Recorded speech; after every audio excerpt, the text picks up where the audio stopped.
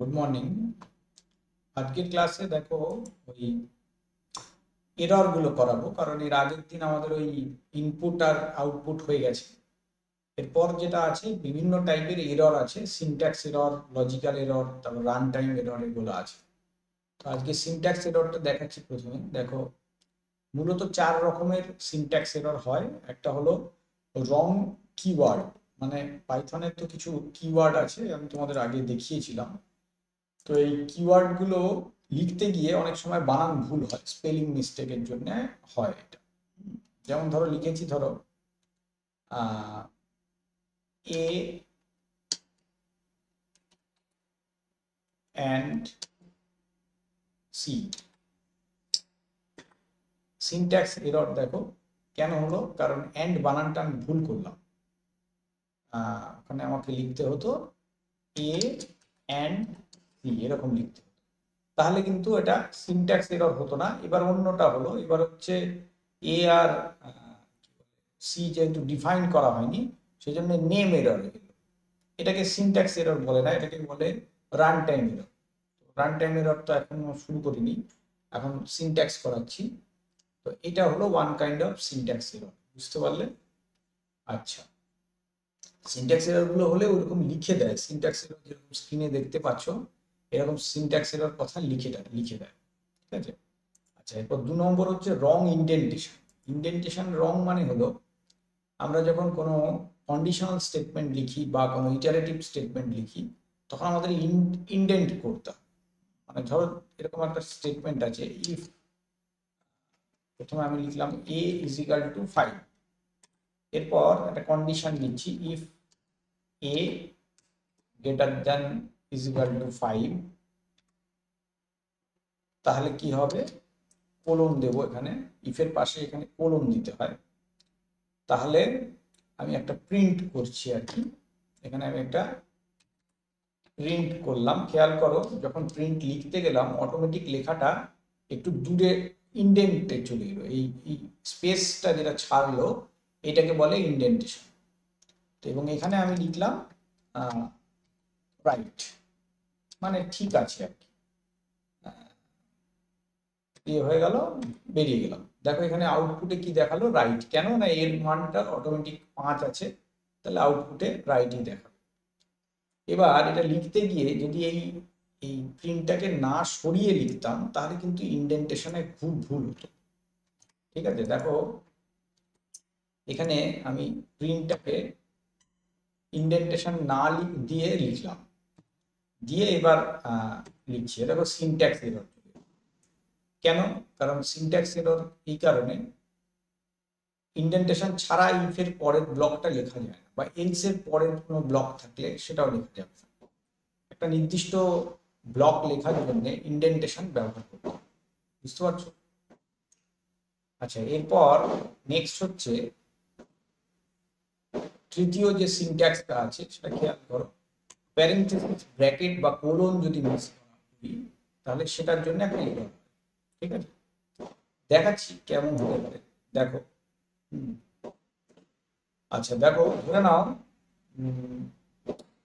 আমরা কিছু একটা লিখছি, একটা ধরো লিস্ট লিখছি, এল ইজ ইকাল টু এরকম 1 2 3 4। এবার ব্র্যাকেটটা ক্লোজ করার কথা আমি বললাম না, আমি এখানে সরাসরি একটা প্রিন্ট লিখলাম, লিখে এল কে প্রিন্ট করলাম। এবার এখানে দেখো গন্ডগোল হলো, এটাও সিনট্যাক্স এরর। কেন না ব্র্যাকেটটা ক্লোজ করা। তো এরকম ব্র্যাকেট যদি ঠিকঠাক ক্লোজ না হয়, সেটাও একটা one kind of syntax error হতে পারে। ঠিক আছে, যে কোনো টাইপের ব্র্যাকেট, এটা যেরকম আমি লিস্ট দেখালাম, একই রকম ভাবে ধরো টাপল লিখছি, সেটার ক্ষেত্রেও তাই। এই 1 2 3 4 এরকম লিখে তারপরে আমি ব্র্যাকেট ক্লোজ করতে হতো, করলাম না, প্রিন্ট করে দিলাম, সেখানে আমি টাপলটাকে প্রিন্ট করতে চলে গেলাম। একই একই ঘটনা, সিনট্যাক্স এরর, বুঝতে পারলে? হ্যাঁ, তো এবার ওই কোলনটা দিয়েছে ওই ইয়ের জন্য, কোলন বলা হচ্ছে আর কি, ওই যে যেটা আমরা ডিকশনারি করছিলাম ওখানে আমরা কোলন ব্যবহার করি। তো সেখানেও যদি আমি কোলন ঠিকঠাক না দিই, তাহলে ওখানেও আসবে সিনট্যাক্স এরর। এগুলোকে বলছি আমরা সিনট্যাক্স এরর। ঠিক আছে। আর একটা আছে যেটা, সেটা হলো কোট মিসম্যাচ, মানে হলো যেখানে স্ট্রিং লেখার সময় আমাদের কোটেশন ঠিকঠাক ক্লোজ করা হয় না, তখন সেইটাকে বলা হয় সিনট্যাক্স এরর। যেমন ধরো একটা স্ট্রিং লিখছি, ডাবল ইনভার্টেড কমা দিয়ে শুরু করলাম, দিয়ে লিখলাম দিস ইজ এ স্ট্রিং। এটা লেখার পর ক্লোজ করার কথা ডাবল ইনভার্টেড কমা দিয়ে করলাম না, আমি ধরো এরকম ক্লোজ করছি, সিঙ্গেল ইনভার্টেড কমা দুটো দিয়ে দিয়েছি। দেখো সিনট্যাক্স এরর দিচ্ছে, আনটার্মিনেটেড স্ট্রিং লিটারেল, মানে গন্ডগোল হচ্ছে আর কি, ঠিক মতো স্ট্রিং এর শুরু শেষ করা হয়। হ্যাঁ, আমরা যদি ঠিকঠাক শুরু এবং শেষ করি তাহলে পরে কোনো অসুবিধা হবে না, ঠিকঠাক রান করবে। তো এই ছিল আমাদের সিনট্যাক্স এরর, 4 রকমের সিনট্যাক্স এরর। এগুলোকে আমি একসঙ্গেই করিয়ে দিলাম, ঠিক আছে। এরপর যেটা আছে সেটা হলো আমাদের আর কি কি টাইপের এরর আছে, লজিক্যাল আছে আর রান টাইম এরর আছে। তো লজিক্যাল এরর কিন্তু খুব বেশি কিছু ভাগ আমরা পাবো না, কারণ লজিক্যাল এররের ক্ষেত্রে কি হয়, কিছু দেখায় না, মানে সরাসরি রেজাল্টটা ভুল আসে। তো কাজেই লজিক্যাল এরর আলাদা করে কিছু পড়ানোর সেরকম নেই। যেমন ধরো একটা উদাহরণ দিয়ে দিই, আজকের ক্লাসেই লজিক্যাল এররটা করিয়ে দিই। হ্যাঁ, যেমন ধরো লিখলাম a is equal to 2, b is equal to 3, আর এটাকে বড় করে দিই, হ্যাঁ, আর c is equal to 4। এইবার d is equal to a plus b plus c by 3, এটা করছি আমি।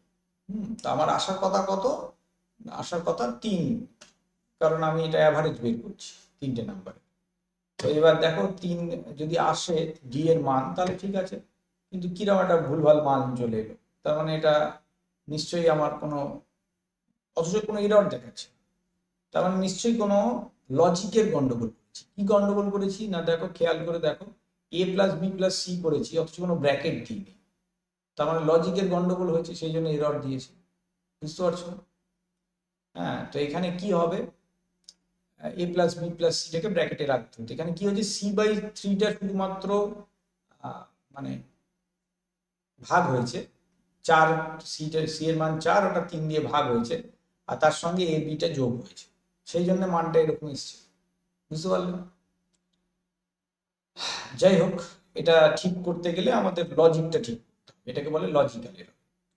রান টাইম এররটা আমি পরের ক্লাসে দেখাবো, কারণ রান টাইম এরর হচ্ছে বেশ কয়েকটা আছে, যেরকম এখানে 4টে লিখলাম সিনট্যাক্স এরর, রান টাইমও তাই ডিভাইড বাই 0 আছে। তারপর একটা তো আমি এখানে পড়ার সময় দেখালাম, ওই যে প্রথমের দিকে ছিল, ওই যে নাম ডিক্লেয়ার করিনি, নেম এরর, এরকম আছে, এটা আছে, এরকম বেশ কিছু এরর আছে। আর তারপর টাইপ মিসম্যাচ আছে, এগুলো পরের ক্লাসে দেখাবো। আজকে ক্লাসে এইটুকুই রাখছি। প্রত্যেকটা ক্লাস ফলো করো, নিশ্চয়ই ভালো লাগবে। লাইক করবে, শেয়ার করবে, এবং কোনো প্রশ্ন থাকলে কমেন্টে অবশ্যই জানাবে। থ্যাংক ইউ সকলকে।